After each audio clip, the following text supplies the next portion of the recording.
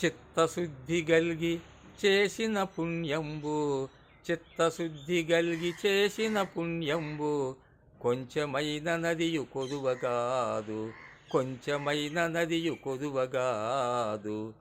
విత్తనంబు మర్రి వృక్షంబునకు నెంత, విత్తనంబు మర్రి వృక్షంబునకు నెంత, విశ్వదాభిరామ వినురవేమ, విశ్వదాభిరామ వినురవేమ.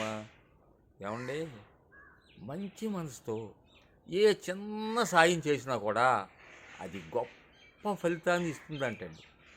అది ఎలాగంటే, మర్రి చెట్టు విత్తనం ఉందండి, అది చాలా చిన్నదండి, కానీ అది ప్రపంచంలో అంత మహావృక్షం లేదండి.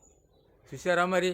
తాటి చెట్టు ఉంది, తాటి విత్తనం చాలా పెద్దది, మామిడి విత్తనం చాలా పెద్దది, కానీ ఆ చెట్లు ఏమో పెద్దవి కావు ఎన్నేళ్ళు ఉన్నా కానీ.